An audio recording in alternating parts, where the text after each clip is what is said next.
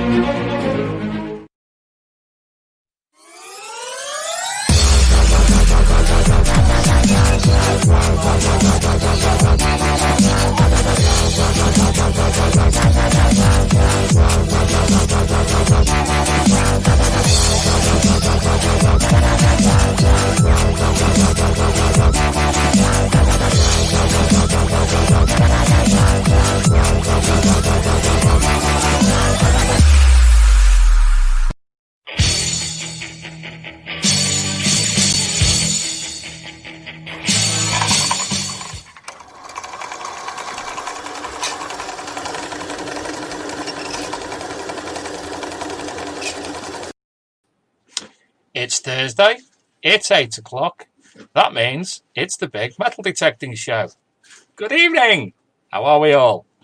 So, the reason for this, I've had a little bit of a treat this week. I went off for a look around a place called the Viking Axe, which is an axe throwing place in Macclesfield. It's not just that, it's something special. It's basically a Viking long haul.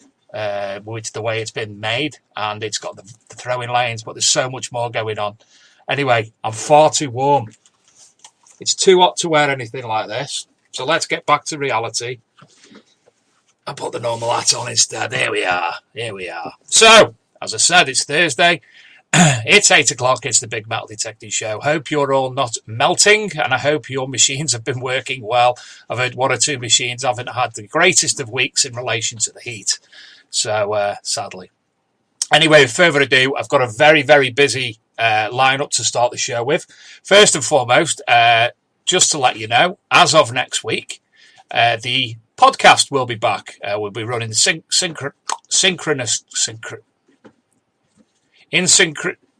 We'll be running the show alongside the podcast at the same time. So you'll be able to have this show, which you can watch anytime anytime after or during, obviously, because it will be on YouTube and we will put it up on you'll be able to go back onto any of our platforms and find it. But also you'll be able now to listen to it on podcast at any time. And I know there's a few people who do like on the way to the rallies, listening to the podcast version, and do like a couple of long haul drivers as well, including a good friend of mine, Andre Figueiredo, who likes to listen to the podcast. So thankfully, the world's calmed down, and we've got the bandwidth to be able to do that now. So, Luke, what I'm going to do first and foremost, we're going to run through the big news of the week. So, Luke, I'm about to share the screen, if I may, and I will mosey on around to this folder here and this video here. So let me just check that I am sharing.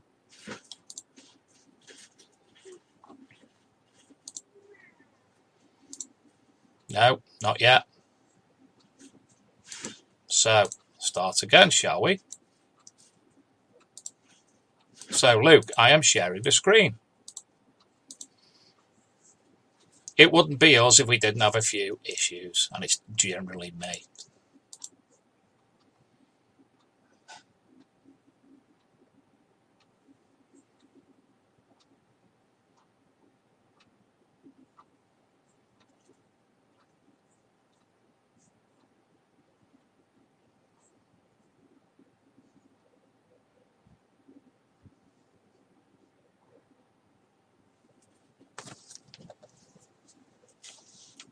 Yeah. Okay.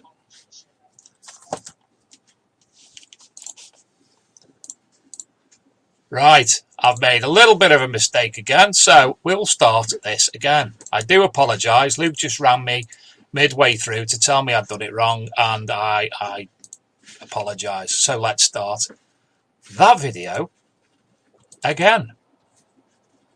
A metal detectorist says he was left shaking with happiness after discovering a set of Bronze Age artefacts in a field in the Scottish borders. Experts say the find is of national significance. It includes a complete horse harness preserved by the soil and a sword. James Shaw reports. Moments before this photograph was taken, Marius Stepien realised that he had discovered something extraordinary. His metal detector had located a treasure trove of pieces up to 3,000 years old. I never see these objects and decide to stop because this is more and more important objects. It is one of the most important finds from the Bronze Age there's ever been in Scotland, a complete horse harness, which for the first time will allow experts to understand how this piece of ancient technology was put together. A sword still in its scabbard was also found, and part of the axle of a chariot. Archaeologists spent weeks working at the site before the items were ready to be moved to Edinburgh for further investigation. We sent the images over to some specialists to have a look at, and it came back that they thought they were Bronze Age. Knowing that Marius had stopped digging and was still getting signals, that's when it became very exciting, because we knew there was still material in the ground, and that gives a lot of potential. These pieces of the past must have belonged to a significant individual, a tribal chief perhaps, or warlord. It will be some months before work on the hoard is completed, and members of the public will be able to see for themselves this remarkable insight into Scotland's ancient history. James Shaw, BBC News, Glasgow. Now, how absolutely fantastic was that? Stunning find, and fantastic not both for the finder but for Scottish history too. Now I'm going to, because of my ineptitude, I'll quickly run through the rest of our bits and bobs. Thanks to Ken Sansom this week, who sent me fridge magnets and stickers and such like for History Hunters and Finds. Scotland the Brave, Dundee City of Discovery. You can find the History Hunters and Finds Facebook group if you're interested in that. Detector Network have I don't know if I'm actually allowed to say anything as such, but they do have something of consequence new again, which will be popping up for the launch very soon. Let me just, there you go. Some big news coming up, so I'm not going to say anything else on that for the time being. Celtic Stags have a rally, and the rally, let's share, shall we? In fact, Luke, can we share again? And we're only looking at pictures, so we don't have to share the audio. So, onto here. Go away. So if we go down, got some obviously new articles for myself, but Celtic Stag Detectorist, if you pop along to that group, basically they are based in South Wales and have a lot of organised rallies, and they do have one called the Pagan Rally in a couple of weeks' time. So if you are interested in that, please pop along to the Celtic Stag Detectorists Facebook group. I've mentioned, obviously, the Viking Axe. Composite Cleaning Pencil have another item coming out shortly. It's not so much related to the cleaning, but it does look fantastic nonetheless. Other news this week, we've put another article on. There you go, and another one. There you go, and another one. There you go. I've had a big week this week. I'm not going to run through going through them, but as you can see, they are on the big Metal Detecting Show Facebook group for you to find. Machetes, Guns and Knuckle Dusters pulled from the water in Cambridge. Julian shares his treasure hunting things. A boy of 10 discovered a Bronze Age gold in Andover. In fact, I will look at that because it's a lovely piece. Thought it was foil until his dad had a look, and it turns out it was that. A gold ribbon believed to be 5,000 years old. So that's a beautiful find. 2 wedding rings found buried deep in the sand in northeast. Metal detecting duo find rich pickings in Gordonstown. The Detecting Hub, next week's guest, we've got an introduction to them on the Fake Archaeology and Metal Detecting magazine website. Which articles that have gone on this week? We've got the full Metal Detecting Man movie, an article which was pointed out to us by Negios Tufi from Bosnia about a real-life sword in the stone. So he's provided us with the pictures and such like of that. Another article, The Feminology of Metal Detecting, Insights from a Unique Type of Landscape Experience. This is actually under a Creative Commons Attributions license, so we're able to use this paper as long as we cite where it's come from and who the author is. So it's a metal detecting academic paper. An interview with Arek, designer and founder of Rutus Metal Detectors. Coins mysteriously appear in tree trunks up and down the country. Get Off My Land, how to get a farmer's permission. Detecting Hub, mudlarking, what it's all about. Our visit to the Viking Axe in Macclesfield, including video. The future of studying hobbyist metal detecting in Europe, a call for transnational approach by Susie Thomas, which is another academic paper. And the Bronze Age artifacts discovered in Scotland. Medieval wine windows making a comeback. What evidence do we have for the role of portable material culture, including pottery, in the British Neolithic? And that's by a friend of mine, Alison Smith, so she's given us permission for the reproduction of that. And finally, the most recent one is the bearded axe theory, which is a theory put to the world by Andrew Mayo from the Viking Axe. So that's enough of all that. Let's get back to the show. One or two more things. I do apologise. Firstly, I had a package on Saturday morning from metal detectorist Dave Donaghy. Dave's also a cartoonist, and look at that. Wrong colour, Dave. Cartoonist and author. So he's wrote this book, which is this must-read book for all these daft people who walk in the fields and dig holes. Just a normal day in the life of a time-travelling metal detectorist. And you can find that by David L. Donaghy on Amazon.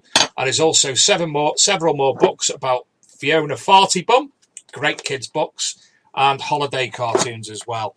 I want to give a shout out to a friend of mine, a member of the group that I loosely chair. It's Colin Tansley. Colin was struck down with a debilitating illness last year, maybe even the back end of the year before, and unfortunately people, the doctors and specialists weren't able to actually comprehend what it was. From being a big strapping ex-army man, he's now only just getting able to walk again via the help of Zimmer frames, and he's pushed himself to the point where this week he went out metal detecting, walking for the first time in a long time. And I know we all know how important metal detecting is to us for not just health but well-being as well. So a big shout out for Colin there. It's great to see that. This weekend I'm hopefully going to be at the Quernmore Rally run by Band of Brothers MDG up in Lancaster, and that's it.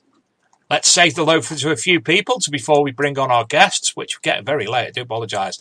Darren Booth, Bob Hope, Robert Collinson, Suffolk Searcher, Scotty B, Adrian Gaylor, Ken Sampson, Graham Lowe, TC Detect, Adrian Gaylor, John Clayton, Detector Network, Phil Wills, Dirt Diggers UK, good evening Scott and Kimmy, William Hargreaves, good evening William, nice to see you, Kev Marchese, Phil Sheldon.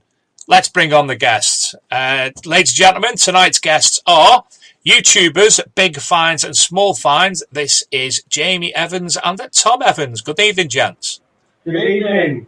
And you've just been privy to another balls up on my behalf. Wouldn't be me if it didn't happen. No, definitely not. Lovely to meet you both, gents. If you would like to both to introduce yourself, that would be marvellous. Yes, I'm Tom. 30. I've been. Don't look it. I'm not too young looking yet. So yeah, I've been furloughed at the moment, which isn't nice. But being able to get out and metal detect is great during this time.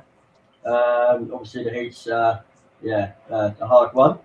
But yeah, no, I work at Hersham Zoo Castle. Unfortunately, I haven't been able to get permission there. As of yet. Not yet, no, not quite. So yeah, I've been working there for 3 years, and then during my spare time, I am an artist. So I do human, people, and pet portraits. Marvellous. And yourself, Jamie? So I'm Jamie, obviously best friends with Tom for a very long time. So I was a Coast Guard until 2.5 weeks ago. I've just done 5 years service in HM Coast Guard at Beachy Head in East Sussex. Probably a lot of you will know what that involves up there. But my main profession is photography. You can see the logo behind us. I've been doing that since 2013. I've been doing that. So I do weddings, portraits, I do promo videos and stuff like that for businesses. So I'm self-employed. Unfortunately, again, I'm furloughed myself. But it's plenty of time to go out detecting. The bookings are still coming in for next year. So I'm still happy. I'll get plenty of time to go out and swing that machine. Fantastic. Marvellous. I just have to say hello as well because I missed Rob Random out and he's telling me to say his name because I'm a bearded, what is it? Bearded bugger. And my beard's been on Miracle Grow. No, it's just normally I have a shave there. It's just this week I'm lazy. So, gents, you've said you've known each other a long time. How long has it been? 25 years. 25 years this January this year. So he was only little then. Yeah. that actually wasn't meant as it came out. I'll leave my coat. Turn the lights off. Sneaky. Don't. Yeah, 25 years this year. We grew up, so I moved to Eastbourne away from Kent. And I moved to a street called Hampton Avenue, and Tom was outside playing football. And as my dad was unloading the fan, Tom invited me over to play football. And I was 4 years old at the time. So, no, I was 3. And he was out playing with his mum and dad, and they said, did you want us to watch him and play? And ever since then, it's been a good blossoming friendship. Yeah, a bit of a bromance. Some people would say that we're more of a married couple than anything else. Yeah. So yeah, it's been a long time, but it's been well worth every minute of it. And you've been detecting together. I take it they started detecting at the same time. Yeah, pretty much. So the story of us getting into metal detecting was basically, I know Jamie likes watching Gold Rush and programs like that, and I watch Cursey Oak Island. So I tried for over a period of a year getting Jamie to watch this program, and he finally watched it after a couple of seasons of watching it and gave me a call one evening and said, do you fancy getting a metal detector and giving that a go? So, if they can do it, we can do it. Yeah, why not? Yeah, so it kind of stemmed from there, really. And yeah, I mean, I remember you was like, is this going to be one of them things that you say, let's do it, and then kind of it fails 2 months later. So it's like, well, you go get a machine and I'll be your digger. So Tom carried the spade for me for the first month, wasn't it? Yeah. And I'll do the detecting. So I have my mini little digger with me. And since then, I was like, yeah, I really like this because I found we've got our first permission was in Barking Mills. And a lot of people will know where that is. And they know it's a very historical area. And I only had a cheap machine. I think it was a Quest X5. I think I've still got it in the coal shed. and we was finding coins with it. And I was like, "This is awesome! Like, we can do this." Yeah. And then you decided to get a machine, Yeah. and then from there, it blew up. And then next thing you know, we was onto better machines within no time. I think I upgraded within 3 months of buying my first machine to a better one. So yeah, it's been a good adventure that we started. We're definitely not looking back. And what machines have you both had? So I've had the Quest X5 for myself, which was my first machine. Actually, no, this is live. We're gonna have to tell them with me. Yeah. So all right, don't judge us, okay? But me and Tom bought some knockoffs for our first ever machine. Oh, And it was shocking. I think mine's still upstairs. I should have brought it down, to be fair. But we did find a couple of coins with them, though. we did, but they were surface fine. But from that, I quickly progressed to the Quest X5, which I got for Father's Day, which was a really nice surprise. And then from that, 3 months later, I upgraded to the Equinox 800, and I wouldn't go for any other machine now. They're my go-to machines. I mean, all the other machines are great, but the Nox for me is the way forward. and what about yourself, Tom? So I got a second-hand C-Scope 3MX. Had that for 6 months. I did find a Roman Denari with that machine. Yeah. And my first lead token with that machine. And a few other lovely, and a silver, 50% silver with that machine as well. But yeah, then I moved on to the Nox Macro multi-cruiser. And like James says, never look back. I've kind of sussed that machine inside and out. He thinks he has, anyway. Fantastic. Found some lovely stuff with that machine. Great. Well, we've got some images to look at, which we'll do in the second half of the show. Do you know what's doing my head in here tonight? I've moved my camera inadvertently. I'm like a giant tonight. I'm filling the entire screen. I'm punched down and everything. Sit back and look up. Sit back and relax. Yeah. Chill out. There you go. See this as well. Look at that. I got it right hand side as well. That's So- material. Have you both got many permissions between you? We've got quite a bit. I mean, we do post up about some of the ones we get. We post up about on the group that we've got. But all in all, without kind of sounding big-headed, we're probably pushing 16,000 acres between the two of us. Yeah. But when that comes down to two of us, we don't actually keep it to ourselves. We've got a little group to the side, like a messenger, for we call it the Trusted Detectorists. And they're like friends of ours that don't have permission, and they can't get the permission. So at the moment, we just got a 1,200 acre permission, and that's for 7 of us to go to whenever we want to go to it. The only rule is they can't go there without us. But the main farm is our Celtic farm. Yeah, where you found your quarter stater. So I found a Willits nipple, which I think you get guys shared at some point, and Julian Nevin Hart also shared it in the Treasure Hunter magazine, which was amazing to see my find go in there within such a short period of time and protecting. Yeah. And then within a month of finding the stator, I found a Celtic coating in exactly the same field. So it's been that's probably our most precious farm. No one's ever been to it, and I doubt anyone will ever go to it. We chased that farm for 6 months.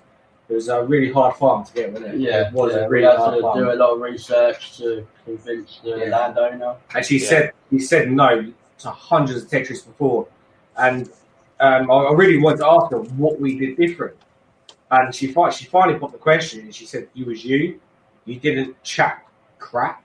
Yeah. Like she said, I've had a lot of people come here going on with professional metal detectorists. Like I do this professionally, I do it full time, which some people do it full time. Some people are professionals out in the world, but I think they were banging on about it a bit too much, and I think she clocked onto that. Yeah. And she was like, no, every time, and she said, come to the door, you was truthful, you just seemed yourself, and that's why she gave us the permission. So we was very lucky to get that. But yeah, we've got quite a few permissions, and we do share them out to other people. And I take it this is, as your logo says behind you, in East Sussex. Yeah. Yeah. That's a show. How are you checking? I haven't looked at a logo in a long time.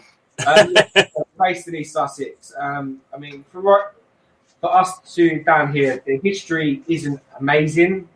I mean, there's a lot of history, don't get me wrong. We're not ungrateful for what we've got, but we all know the further north you go, the more you find. You're joking, aren't you?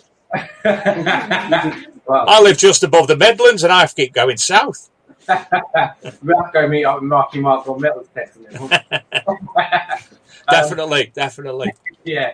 So, we're based in Sussex and we're very lucky. I think 3 of our permissions are very productive for Roman finds and Saxon and Celtic stuff. Yeah.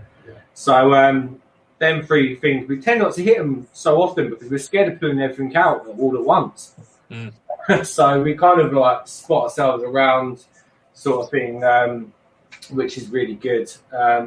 But we've just got an estate to protect. Yeah. Obviously, can't state which one, but we're very lucky to get that, and we've got to have an official license card to carry with us. Yeah. We're out in this estate, and one of the farms actually had a Roman settlement on it. We haven't been on it yet because we haven't got the license to go onto the farm yet. It's been a bit of a long-winded application, but we are very close to getting out on that permission. So I'm really looking forward to that, and hopefully we'll have some more good finds coming up. So yeah, Sounds brilliant. It's been very interesting. I'm not sure if I could do this relaxed, it's doing me head in. But I can't come forward or I'm like that. I'm going to have to sit like that. Delete. Only wrestling fans will get that one. Yeah. Is it Eastbourne, I take it you both live in, or that area? Eastbourne, yeah. It's an area that I've not been to. I'll be honest, when I've been holidaying with the folks in the past, it was Bournemouth, New Forest, that area. So I've never been that side of the south coast. Luke's obviously invited me multiple times, as has Graham Stokes, as have other people. Niall Bailey and Kev Marchese invited me down multiple times in the past, but it's quite a jaunt. So unfortunately, I've not made it as yet. Now too, so that's another one. Woohoo! I have to write all these invites down and go up on them someday. And it does sound, I mean, obviously there's I see a lot of Luke's videos from that sort of area, and there is a lot of history that is, I know you're saying it's not as historic in that area as is going north, but going north, why am I putting my hand up? That's north. Talking with your hand. It's because I'm sat relaxed. You say going north gets better, but you've had your Gold Stater, which I think we'll be looking at later. You've had a lot of other nice, decent finds. I'm sure you could bring 10 out the box each straight away. Luke himself, there's been great finds there. I know Kev Marchese had a nice gold coin up a couple of weeks ago. Yeah. I wish I was there that day just to give him a hug and just say, look, it's okay, you found it. Like, look, it's not a dream. Kev's a playboy. He doesn't need any more hugs. Yeah, no, he does. Yeah, I mean, he took his shirt off, apparently. He started getting his old six-pack out, and the sexy boy was running around the field. So I was well happy when I found out he found that coin, because he takes a lot of people to his permission, and they find a lot of good stuff on his land. Yeah. And for him to go and find that gold coin was It's like good karma. That. Yeah, it's like you finding it and being like somebody else finding it, and you. Well, no, how'd you say that? Me finding the gold coin, but it was somebody else that found it, and you was just as happy for them as finding it. So yeah. I was really happy you found that gold coin. One day I'm going to find a gold coin. Probably a pound coin, but it'll be gold. Bad few of them. Yeah, plated. I've got a bit of there's the microphone gone for the Burton. Got a bit of gold spray paint here. I could do myself something up now, to be honest. Yeah, just don't let somebody else find the hoard of them, because I think it's very happy with you. You mentioned about your Facebook group as well. Yeah. Tell us about that. Go on, you go with Big Finds, Small Finds. On the Big Finds, Small Finds, we use that Facebook page as a link for advertising on YouTube, We do whenever we're out in the field, we'll say that we're going out today, and we'll post up our finds that we get throughout the day to keep interacting with our members.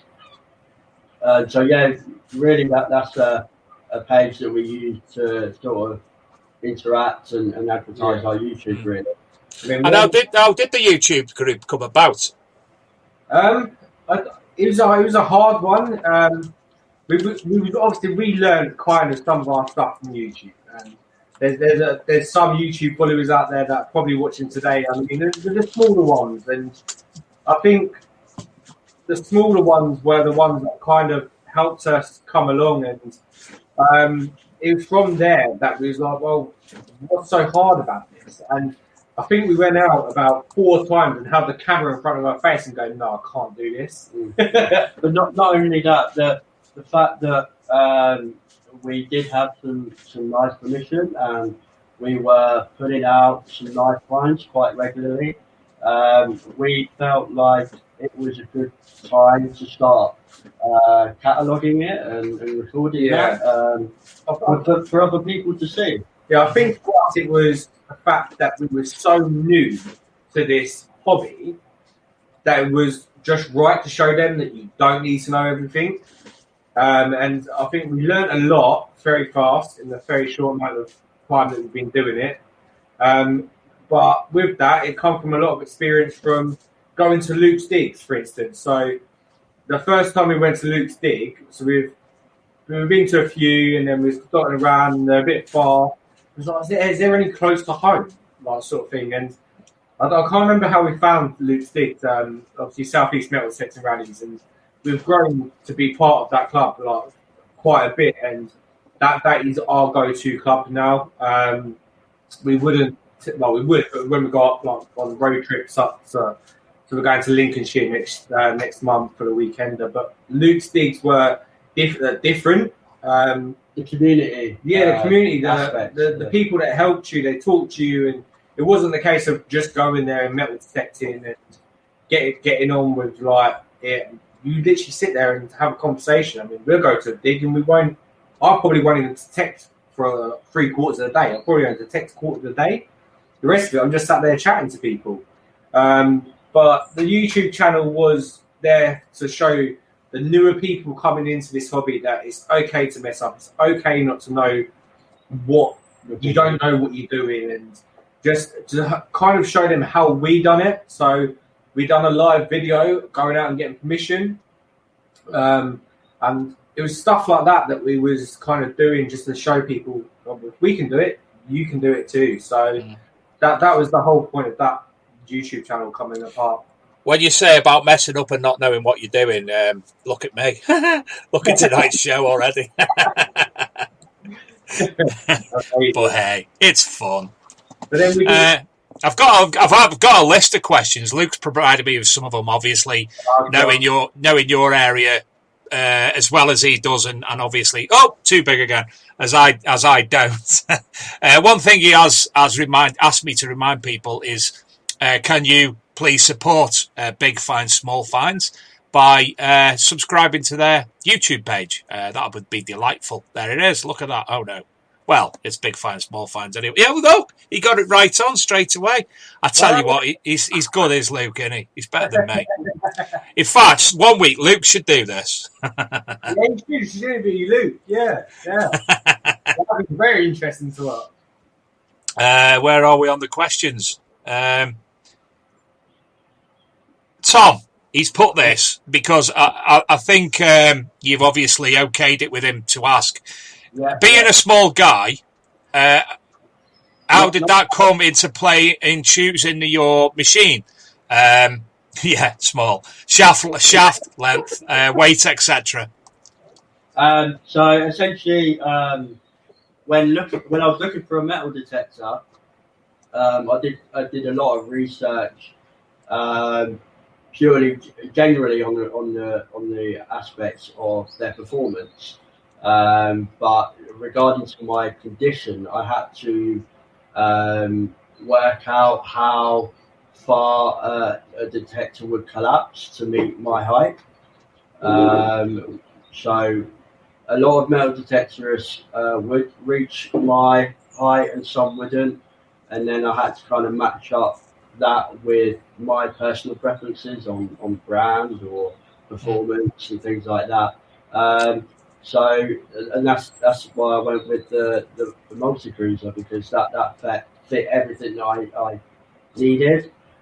Weight as well. I mean, I'm pretty strong, but I wouldn't personally feel without a harness I could swing a 15-inch coil all day. Okay. So weight and the collapsibility of the shaft was the two main things for me. You mentioned there's a condition. Would it be okay that I ask what your condition is? Okay, yeah. Short, it's called Janssen syndrome. Now try and pronounce it. Janssen syndrome. So the long one is a metaphyseal chondrodysplasia Janssen syndrome. Now pronounce it. Janssen syndrome. Right. So that's essentially my bone structure, skeletal. I also have scoliosis, which many people would know that's curvature of the spine. I have a rod in my lower spine. That wasn't spotted until quite late, so it's severe. Double curvature. So the rod there is not to straighten the spine, it's to prevent it getting worse. And then I wasn't born with that. That was kind of a condition that developed as a way of, as I grew and I was, my body was changing, and there was compensation there, and my back became the main compensation for that growth. And then thirdly, that I was born with is cranial synostosis. So it's the join of the cranium. So when obviously you're born as a baby, as you grow, your skull will grow with you. My skull is fused, so I've had several head operations to make my skull bigger. Wow. So it's been difficult, but metal detecting, I take it that helps. Exercise especially. Yeah. I mean, I'm a pretty outgoing guy, very sociable. So, like Jamie said, going to loose digs, the social aspect is brilliant. Physically, it's good for me because I can wake up some mornings and be very stiff. So metal detecting gives me that ability to stretch my legs, stretch my muscles. Just kind of not seize up really. But I suppose that's the same with a lot of people. With some people complain about back, and getting out and about helps with that. I have to behave when I'm on the show, and I was so close to doing a fanar moment then, but being polite and as nice as I am, I'm not going to say anything about waking up stiff in the morning at all. I won't do that. I do that every morning. I still don't get sorted out. So it's obviously as therapeutic for, there's a lot of people with different conditions, both medical and physiological, mental, who the whole process of metal detecting, from getting up, the excitement of doing it, being out, the walking, the fresh air, it all helps in different ways to a lot of people. But you're another prime example of somebody who wants to do it, who can, and it shows that that anybody could do it. As I said before at the start of the show, my friend, he's on a Zimmer frame more or less, and he's been out and about detecting himself. So it's a big up again for the hobby. Yeah, I mean, I'd like to add quickly that, when I was a young lad, like Jamie said at the beginning of the show, how we met playing football. I've got my parents to thank really for the person that I am today, because they would let me go out and play football with the other lads on the street, and they would wrap me up in cotton wool. I remember the point you coming home from the hospital, and them turning around telling you that there could be a potential of Tom not walking in the future. Yeah. And his mum and dad could have wrapped him up on cotton wool as anything, but they didn't. They gave him the electric wheelchair. They let him go out. I used to love that electric wheelchair. My parents tried to cut me out into the world as anyone else really, and That's said, possible. you know, get on with it, and you know, if you come home with any cuts and bruises, so be it. But there's one story whereby I'd recently had an operation on my leg, so I was on crutches, full of plaster on my leg and that, in a cast. And my old man got a phone call from the school saying, Tom's out in the playground in goal playing football. Should he be doing that? My dad was like, no. So, yeah, no, it's that sort of attitude that my parents have given me just to kind of, you know, get out there and get on with it, really. Fantastic. I mean, for me, like, to see, like, Tom to go out and metal detecting as well is, for him to come and do it, when I said to him, like, let's do it, and he said yes, that was a bonus. I mean, it's metal detecting for disabilities and mental health. I mean, it definitely helps mental health as well, because I left the Coast Guards 2.5 weeks ago for a specific reason, but last year there was a specific job that happened at BG Head that changed my life completely.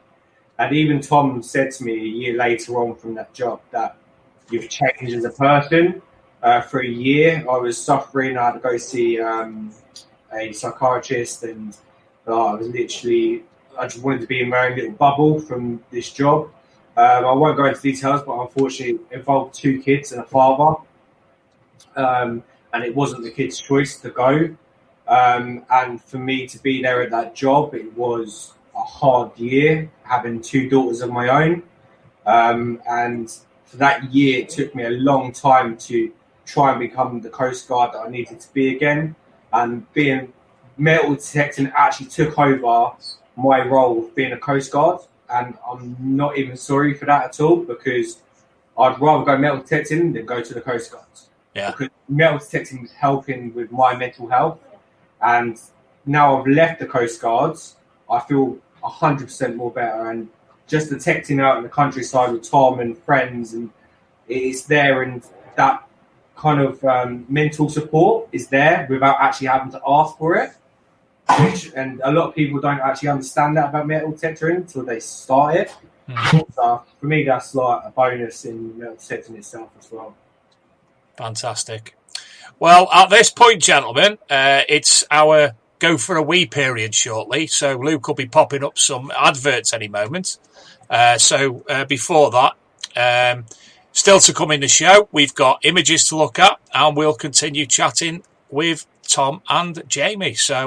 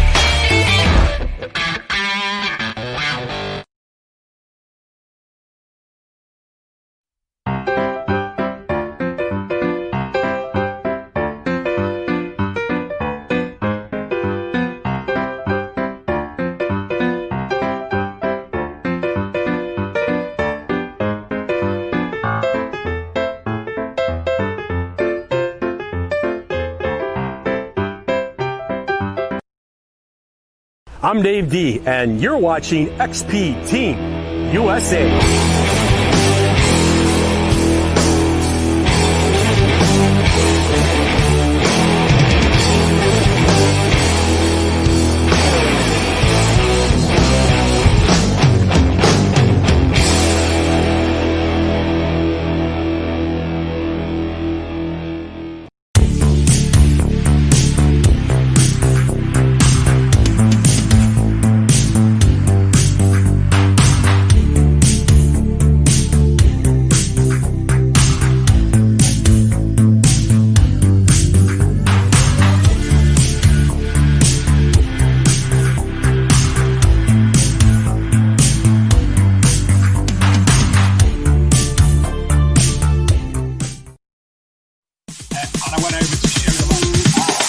Darius DJ. I think this is what people or toy shop a little bit too about the situation. I think whatever you actually been involved with the whole thing is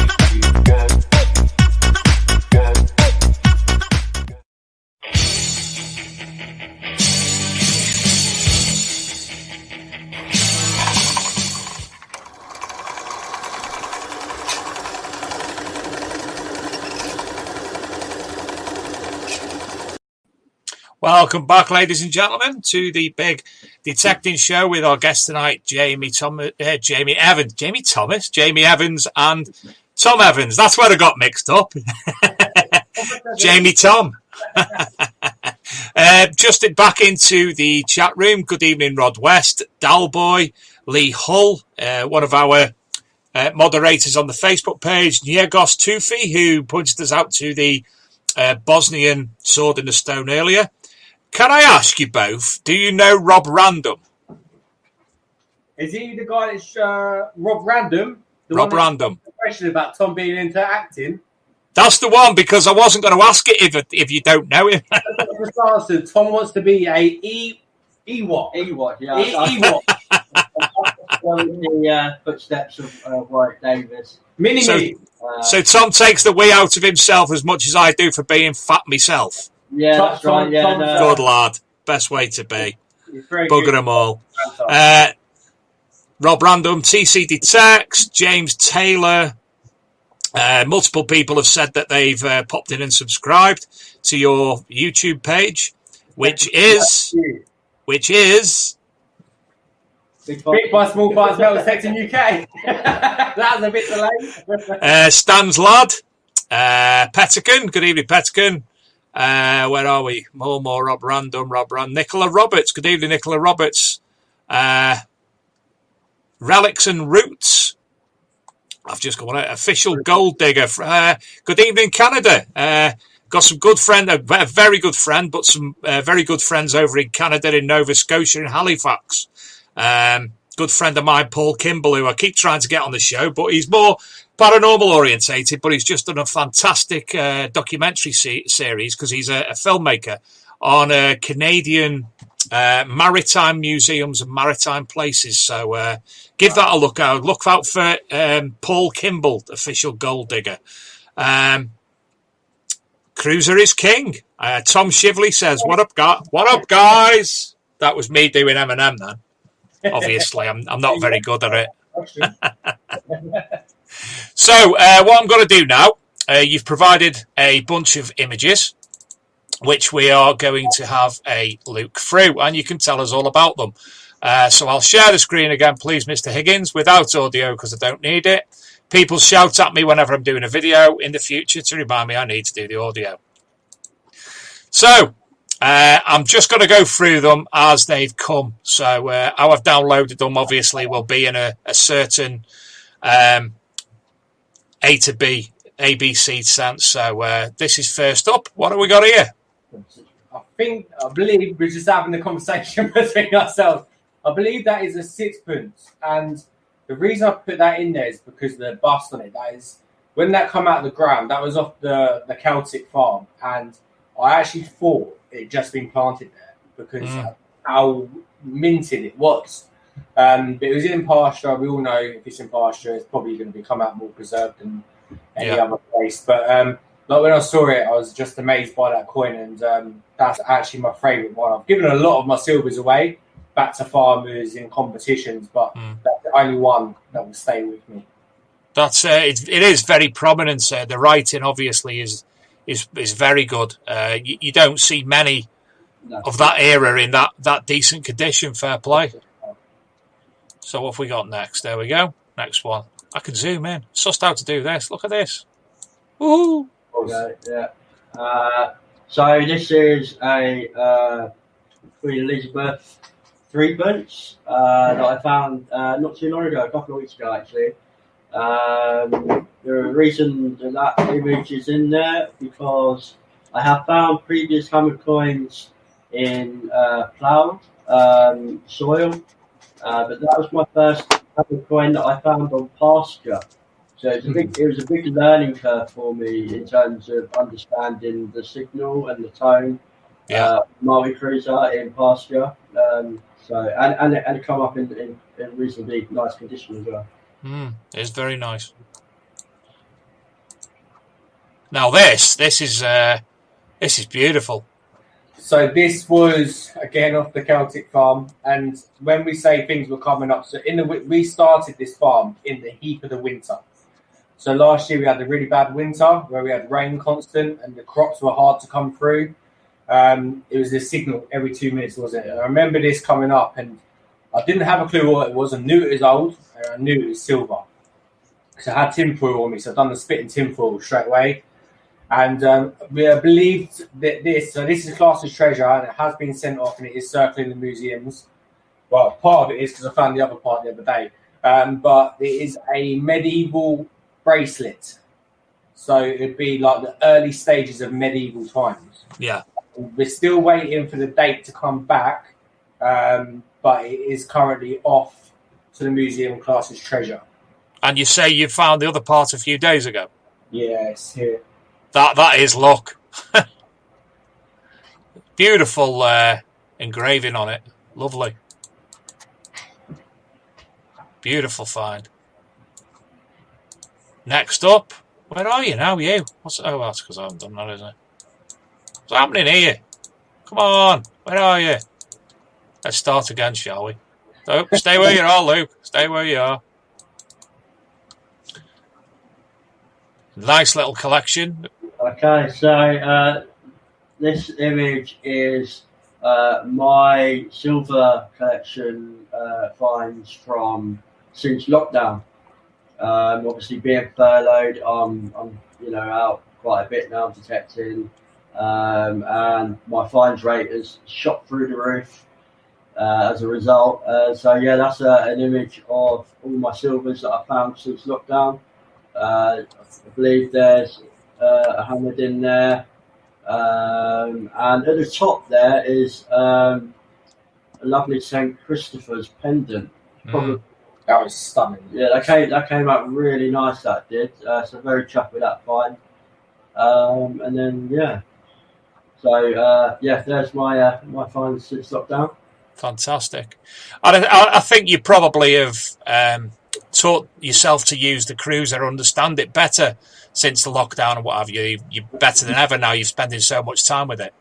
Oh, definitely, yeah. I mean, I did find a quarter stater 2 months after I had the cruiser, which I'm sure we'll get to in a minute with the images. But definitely since spending so much time out in the field due to furloughed, I've learned the machine inside out now, and it's been a joy. Brilliant. What have we got here? That is my Celtic Potin. Now, can you explain what that is? Because I thought it was a Russian president.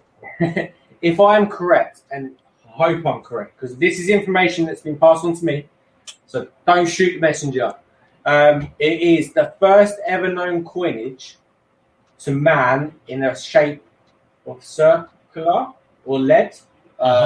You would have had your Celtic ring money, but in terms of a disc, like a coin, that would have been. That would have been like the first kind of disc coinage to man. So, do you know what the markings represent? No, so I've tried doing research. So at the moment, I'm actually getting my stater and the Celtic Potin sent off to Chris Rudds, which they're going to look at them, validate them. I'm not sure whether I'm going to sell them. Probably not, but I wanted to get them checked out anyway by a professional. But I believe that the Potin is made of lead tin-ish, like a tin. An alloy. Cement sort of thing. But I don't know what the logo is yet, and I'm hoping Chris Rudds might come back and go, this is the design.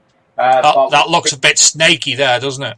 Yeah, and what I've been told is that there's not many ones that come up looking like this. So one sold in auction last year that I managed to find on the internet, and it sold for around about £4,000. Wow. because the mint condition is. Because normally they have like a flick off from where they've like been cut off from the units. But that's actually quite a smooth edge, but at the back you can see it. But it's been a very clean cut. Mm. Very interesting. I've not personally heard of that at all. I might be wrong. I'm not going to do the zooming in anymore because I'll lose me left to right. So this is my hammered coin. That was a Elizabeth sixpence, I believe it was. Yeah. And that was the biggest hammered coin I've ever pulled out the ground. Yeah. When I pulled that out, I was like, oh, here we go, like another button or something like that. And then boom, that come out, and I was just gobsmacked to see something so big. Mm. Like, that was the biggest hammered, and I think it's still the biggest hammered coin I've got to date. So I was really happy with that, and that will stay with me for a very long time. And she's been assassinated by the look of the hole in her head as well. Yeah, definitely. So I think that would be classed as jewellery. I'm guessing it would have been put around the neck because I don't see anything in the... It's a pasture field, so I don't see anything in the ground like a plough or anything like that, even getting into it. So, and it was shaped an S, so it could have been a love token as well. Right, I'm with you. I have actually taken it as a yes and worn it around the neck. Mint. Now this is a beautiful little baby. Look at that smile. So yeah, this is my Celtic Quarter Stater that I found in the West Country 2 months after I had the multi-cruiser. It wasn't too deep. It's about 3 inches. The signal was a little bit iffy because obviously the size of it. But because of the colour, it may sound a bit silly, but I'd never pulled gold out of the ground before, so because of the rose colour, I wasn't 100% sure whether it was actually gold, but due to the markings, I knew that it was something special. So that's on the other image, you'll see the V1, which stands for Verica. It's Regini and Archibates area, and it's dated from 10 to 40 AD. Wow. Madness. Did you do the gold dance? Yeah, I did. Yeah, once I had the confirmation that it was, yeah. Another fantastic little collection. So that is my silver collection since lockdown. Wow. I mean, the Equinox 800 loves it's like a silver shooting machine. But yeah, that was from mainly pasture, obviously the crop being on. But the ring in the middle was off at a ploughed field that never had the crop put in this year. So I was very lucky to have one crop field the whole year. Yeah. So the ring come out there, and most of the hammers come out of the pastures. I think there's 2 hammers in there that did come out of a plough, but it was a wildlife one which was going to be turned over soon. So they said that we could end up going in there. So we was very lucky. Both very lucky with your silver since lockdown. Yeah. Some beautiful bits. Jamie Evans photography. Oh. Oh, a bit of self-promotion. Let's show a picture of God smiting fish. Done that one on the slide. Oh dear. Well, we're talking about anyway. So last night, obviously, storms coming in and stuff like that. So we was due a storm last night. It never hit mainland, but there was a storm out in the channel. And I sat up beachhead for 4 hours yesterday evening, taking photos. Of course, I am a professional photographer. I've been doing it for a very long time, and that is one of the images that I captured last night. Brilliant. Of God smiting fish. Fantastic image. A shipwreck that hasn't been found yet. Take it this is the other side of the Quarter Stater. Yeah, that's right. Yeah, so you see the V1 there, which stands for Verica, and obviously the horse rearing. It's in great condition. Absolutely over the moon with that find. That was a great one. I remember him coming over to me. I felt like kicking him in the face. I didn't believe it first. calls him my best mate and he wants to kick you in the face. I'll bite his ankles later.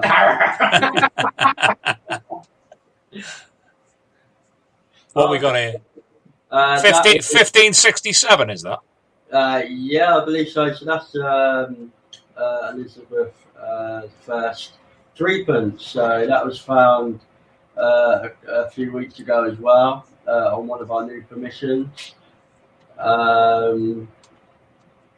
No, actually, no. That's a six. That's a sixpence. Yeah, that's been clipped quite a bit around the edges. Yeah. And on the other side of that coin, I've been told that she wasn't a very popular queen, so people used to sit there and rub her face off, which is what's happened with that Hamlet coin. But that one has been donated to the landowner. Brilliant. He's got a permission. He's got a museum as well on his land. So great. We donate to that museum. Brilliant. This the stater again? Yes, so that is my Celtic stater. Oh, this is your one, yeah? This is my one. This is a Willits nipple quarter stater, dated 20 to 60 BC. Classed as a rare coin due to it being misstruck by mismatched dies. All right. And on the back, it's got like a little nipple. I haven't shown you the back; I've just shown you the front. But that is the coin that made the treasure hunting magazine. And what this is obviously one which Luke has shared in the past. What machine is that it's sat on? Sorry? Is that a machine that it's sat on or just a box? No, so it's a box. So I've got the actual coin here. So it's actually sat. If you can see it.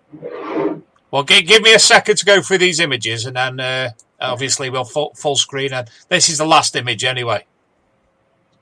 So this buckle was what's believed a medieval buckle, and when this buckle come out, I was absolutely gobsmacked to see so much detail. I think it was the first ever buckle that I found, and I never kind of let it go because it was such a little beauty. And I wouldn't normally show buckles, but that one was quite something special. So, yeah, it's lovely, yeah. Right, I will stop sharing and we'll come and have a look at your coin. So the thing that it was in one of these. Right, yeah, I've got several of them, yeah. Yeah, so we get ours from Graham Dempsey in composite cleaning pencils. So last week, I think it was, Graham basically decided he was going to sponsor us and wanted to sponsor us, which was really nice of him. So we've kind of got all the Graham stuff, we're using it, and at the end of our videos in the future, we're going to be doing some of the cleaning stuff side of things so people can see these materials being used. Yeah. Because I wouldn't say he's new, but obviously he's been doing it a long time. But when I first heard about him, I'd never heard about him before. There he is. He's a great guy, and his materials are absolutely high-end stuff. Great products. It is great products, and I wouldn't get it for anywhere else. I haven't tried any others, but I'm happy with the ones that Graham provides us. So we will add some to the end of the YouTube videos in the future to show you how good these are. And they do come with, like, as you can see at the bottom, it comes with Roman coins, it comes with wax. I don't think there's a new one on there. So he's got some new... So yeah, I've got him in front of me. Yeah, I've got that. It's the fine coin and artifact cleaning powder, which goes along with the wax. And also the 4 little brass inserts as well, which go into the pencil for a little bit more stubborn. So you've got that and the cleaning powder as well. Yeah, fantastic product. I can't speak highly enough. Again, I've not tried anything else for Renaissance wax or anything, but well, the only thing I've used myself otherwise was a tip that was given 2 years ago, which is beeswax spray. And I'd actually contacted the company who manufacture this and discussed, about the benefits for metal detecting. And it's £1.79 for a massive tin, and I've had that for about 5 years. But Graham kindly offered me the kit, and it's I use that for the table now. It's very good stuff. Very good stuff. The hairspray works as well. So I think Mark also mentioned it when he was on the show, and I think that's where I got my tip from, was for hairspray for your Roman coins. It preserves it, and you can take it off it if it needs further examination. But yeah, I mean, Graham Dempsey's cleaning kits, high-end stuff, and I highly recommend it. And it does Claudius's hair brilliantly as well. Yeah.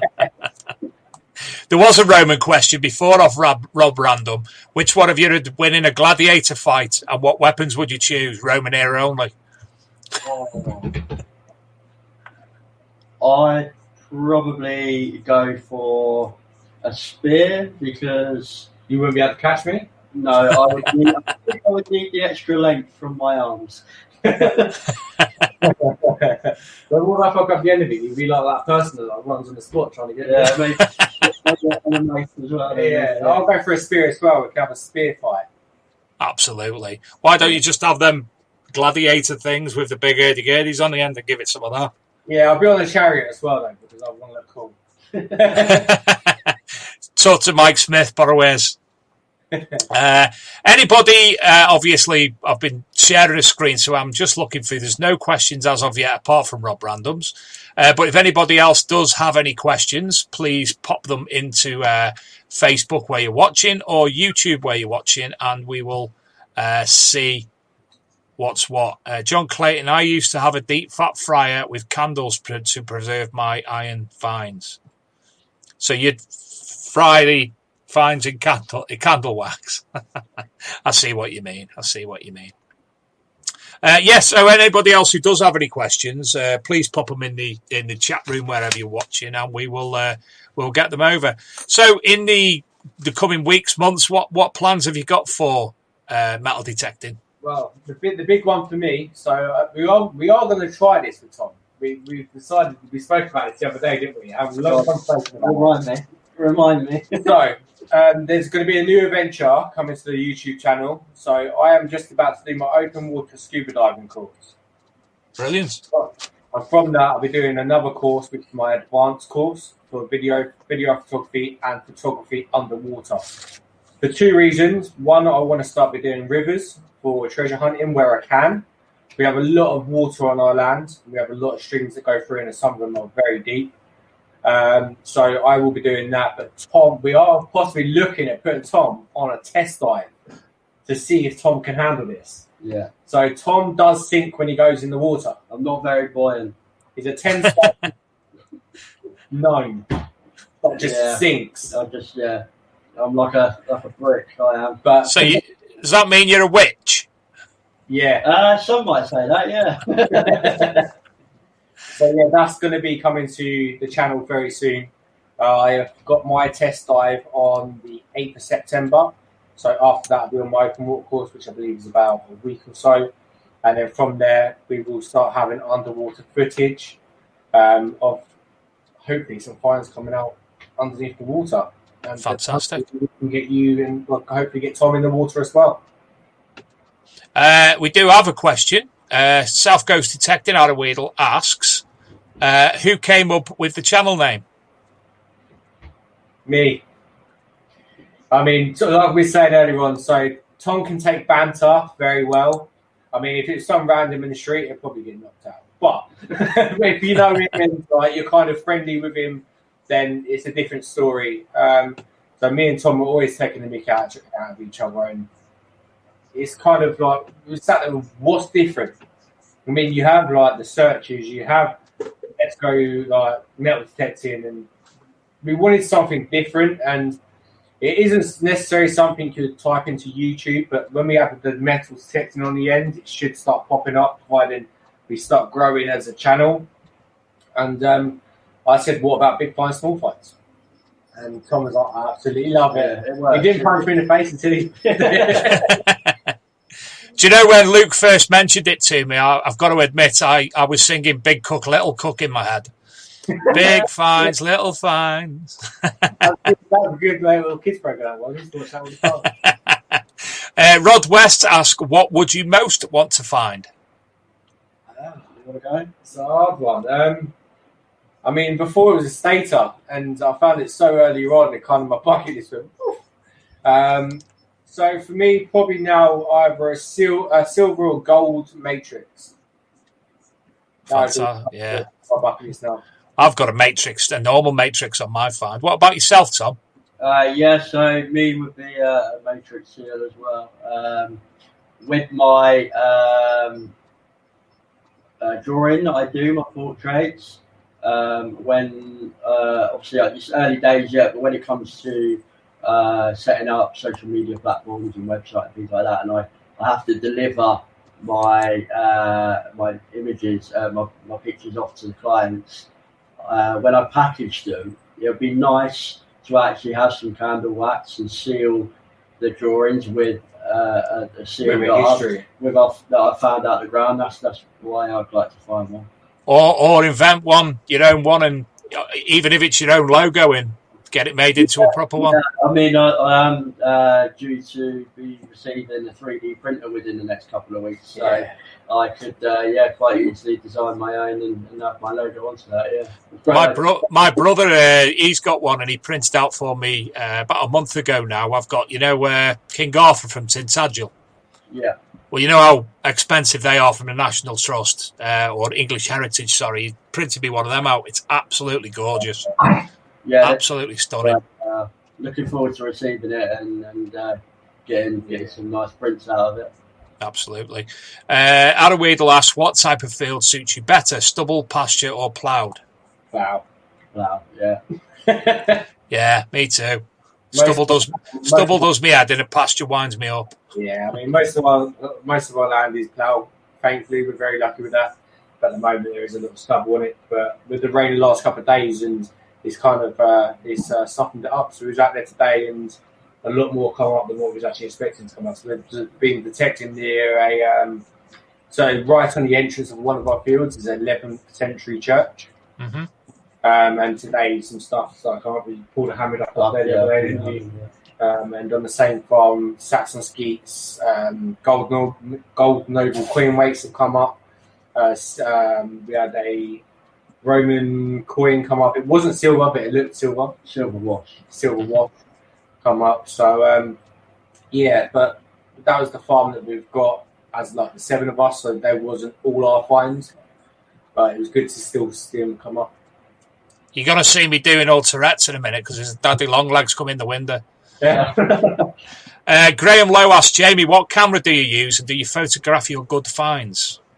I use a Canon 7D Mark II, and yes, I do. So the images that you saw earlier on, so the buckle, the stator, and there might be another one in there, would have been used with my camera. So we've got, I think we've got it here. Dropping everything.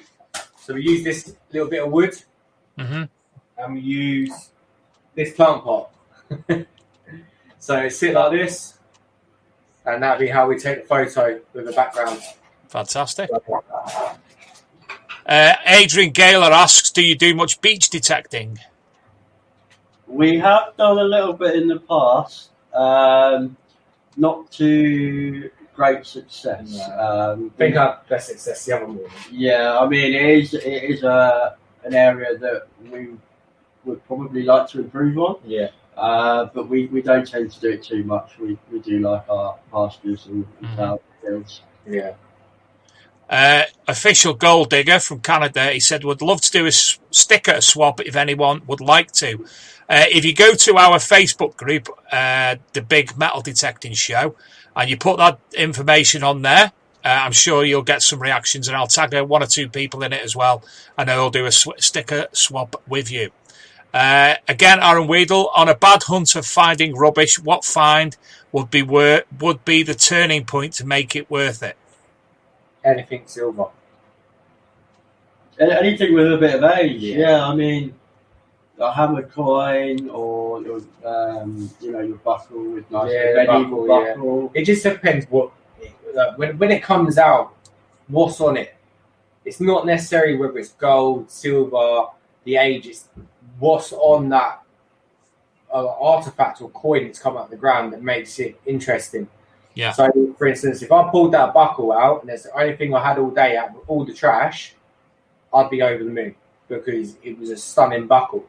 So, I mean, to be honest, I'd rather probably go to a field and pull out military stuff than pull out a Roman coin.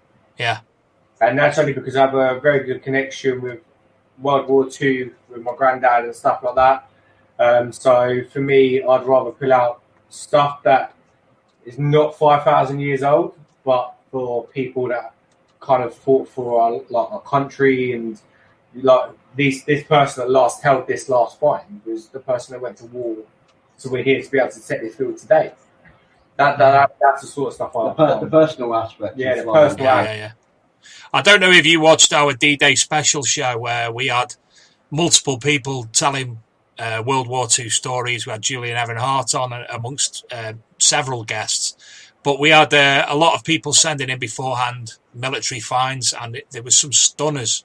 We actually put it together as a post on the website itself.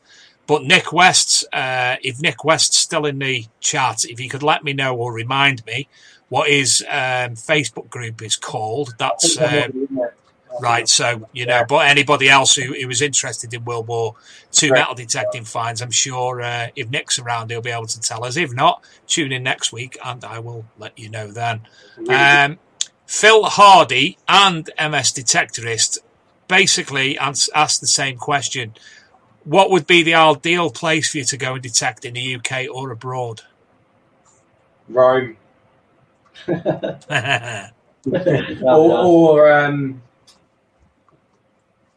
I had a real one place I'd like to go to detect, it'd probably be Normandy.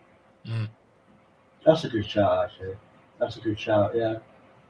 For me, it'll be Lincolnshire. Your uncle. Yeah, my uncle had a farm in the heart of Lincolnshire, 328 acres of land. He's not with us anymore, sadly. But if me and Jamie had been metal detecting 10 years ago, and we've only been doing it. We would have moved there. It would have been nice to get on that farm, yeah. Yeah. Do you know, my uncle was in the Air Force, and he was stationed at Scampton and somewhere else. I know what it is because they've done some Nimrod work. I used to work at BAE Systems on the Nimrod project, but Waddington, RAF Waddington, and he lived at Tattersall, directly opposite Tattersall Castle, which is a medieval castle. And just thinking back then, the playing field outside the house, the field behind the house, the garden even, it would have been absolutely... I was only about 7 or 8, so I wouldn't have even thought, but... MS Detectorist says, I'm in Lincoln, guys, maybe we can sort something. That'll be fantastic for you, yeah, definitely. Day for a day. So I'm sure you could... Daddy long legs. It's rats. So I think that's all the questions now, chaps. Anyway, so... If you could, for those who obviously don't know, if you could run through your Facebook group and your YouTube channel again. Yeah, so just quickly, if it's okay, I'd like to add. So we do have, obviously, Big Fine, Small Fine Metal Detecting, which is mine and Tom's personal YouTube channel. And there will be more posted on there than what I'm about to mention next. So there's a Facebook group called Four Tone Searchers. This was created for me, Tom, Simon and Chris Weller. To come together and share our permissions as we were friends beforehand, and we both had very similar permissions, very productive permissions. So we come together to create the Four Tone Searchers, and we've actually got a website where we sell clothing. We will promote other stuff through there. We've got a blog via there for certain finds. You can buy hoodies, mugs, anything really on there, and soon to be 3D printing of like hammered coins, like Roman empires that light up that you can put all your coins in and all that sort of stuff. So if you wouldn't mind checking out the Four Tone Searchers as well, the group's been running for 5 weeks and it's already hit 655 people in the group already, which is absolutely amazing. And we do have a YouTube channel as well. It won't be used as much as the big finds, small finds, because obviously big finds and small finds is important to us guys. So if you wouldn't mind checking them out as well, us out as a group, that'd be fantastic. We'd really appreciate that. But, And am I right in saying you might be having a competition running as well? Mention it. Yes, so once we hit 200 subscribers on the Full-Time Searchers YouTube channel, we will be doing a draw for a Not a Macro Mini 4 detector. So when that's released, one lucky winner will be able to have one of them for their own children or grandchildren. If not for yourself, if you're Tom. Yeah, I'm looking forward to trying it out, to be fair. It's going to suit me perfectly. So, again, for those who have subscribed already tonight to the Big Finds, Small Finds, have a look also at the 4-Tone Searchers as well, which I've just subscribed to. I don't actually, I'll be honest, I don't always catch up on YouTube. I do it in bulk. I have that much going on. I just binge at some point. There is another question that I did miss, and it's been pointed out to me by Adam Weedle. I'm going to knock you out, not you. Steve Pettigan asks, what YouTube channels do you watch?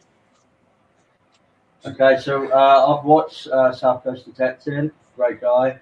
I watch South Coast Detecting. So I'm not a big sectorist, but I do watch him as well.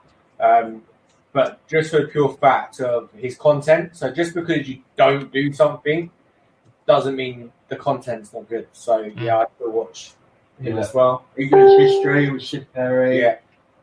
Marky Mark got Metal Detecting. So when we first started the channel, Marky Mark actually gave us a shout out on his channel and got us a few subs, which was really appreciated. So thanks again for that, Mark. Addicted to Bleaks, of course. Who doesn't watch him?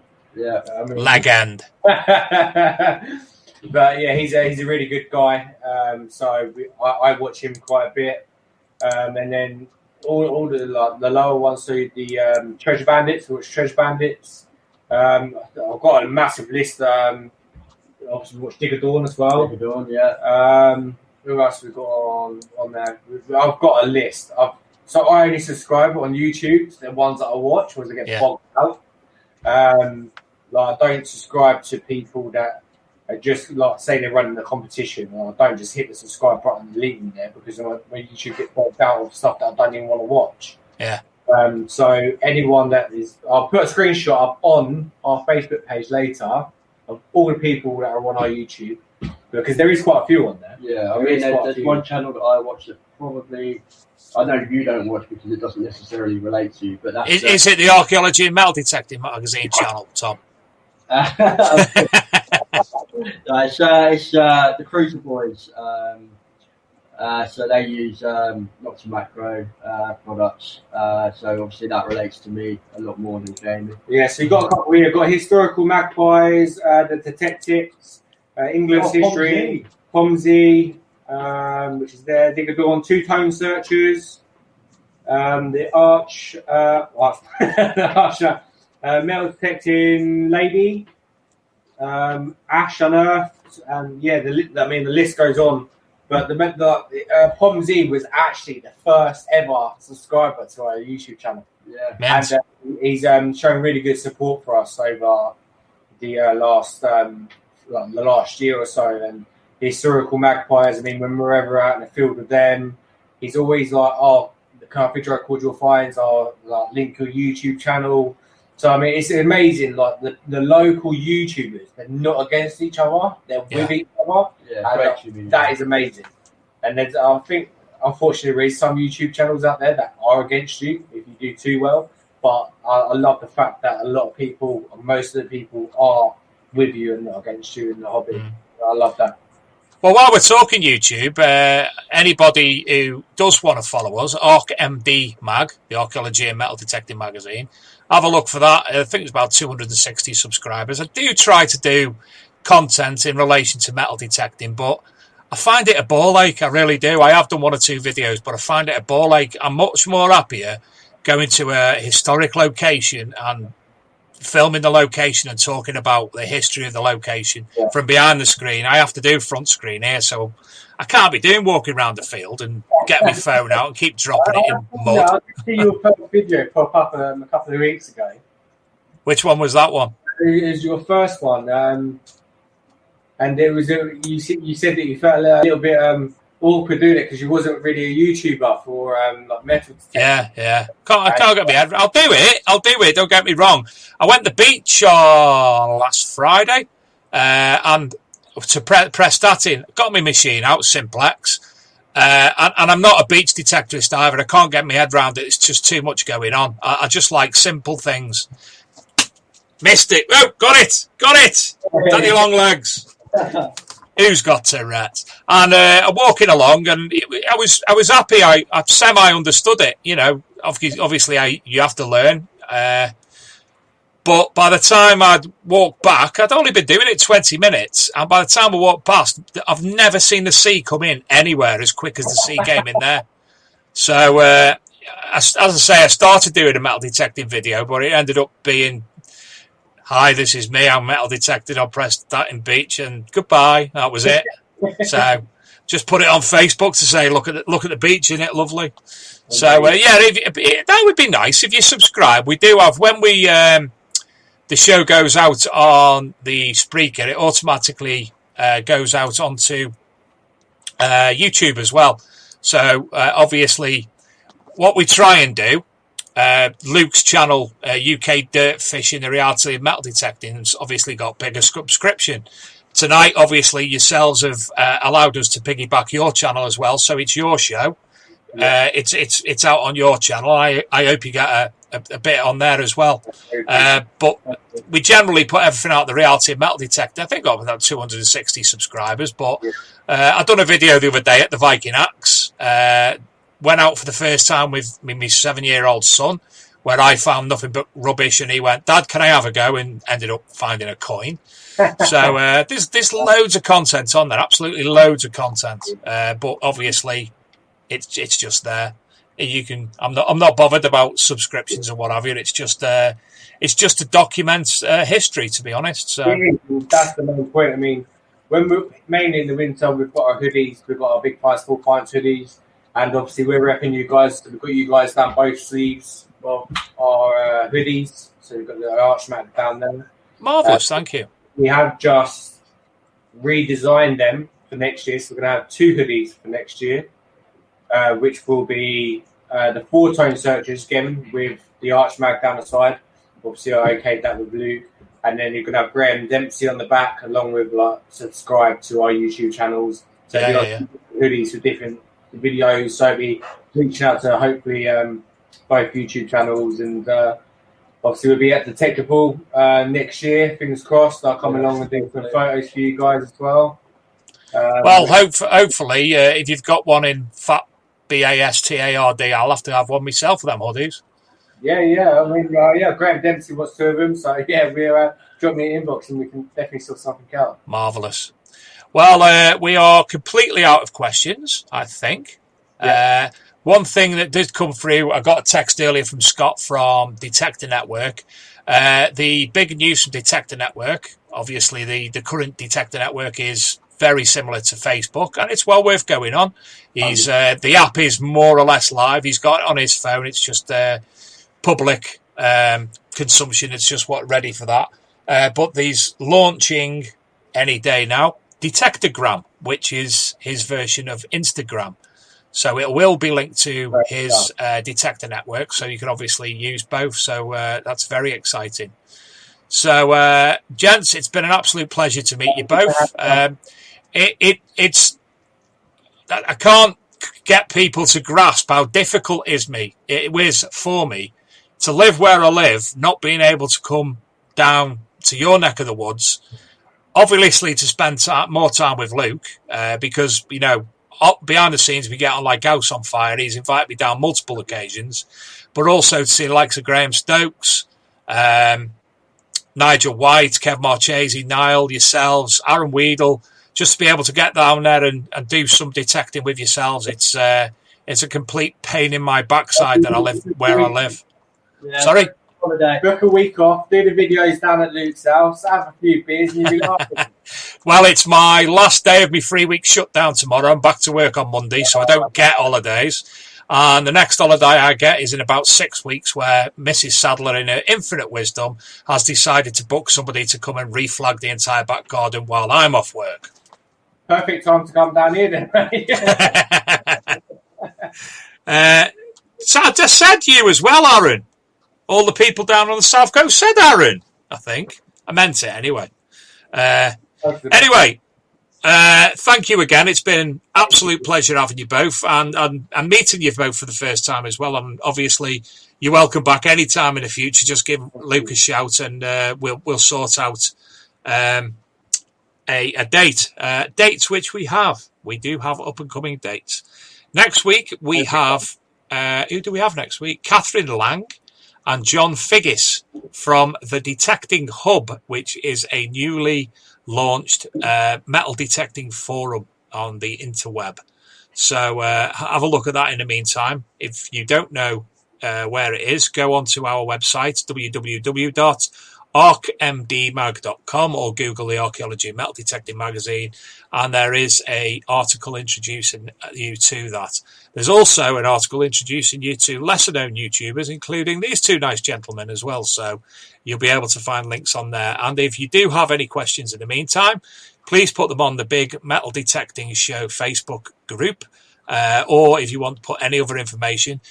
We don't allow people to go OTT sharing their YouTube videos, because that's not what it's about. It's not being an arse or anything. They just do my head in.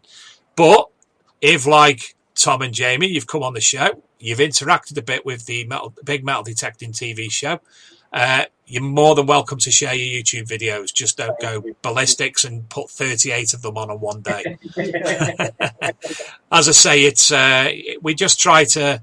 We want people's finds to be seen as opposed to people's videos and self-promoting. Please look at my page and subscribe. There's far too much spamming in the world. 100%. So, yeah, pop on there. Please help yourself. As I say, in 2 weeks' time, we're having a bit of an upgrade. We took on everything that you've all said. We asked the question, what can we do to improve the show? And we are adding quite a few differences. We've some big things happening on the 27th of August. We'll have new graphics, huzzah, and we will have several more other things, let's say. So until next week, thank you for all watching tonight. It's been great having you in there. Thanks for the community chit chat. Thank you to Jamie and Tom from Big Finds at Small Finds. And especially, as ever, to him upstairs, though not God, although he may be, Mr. Luke Higgins, who the show wouldn't run without him. Yay, Luke. So thank you all again. Thanks, Tom. Thanks, Jamie. And thanks, Luke. And thanks each and every one of you. And good night. Good night.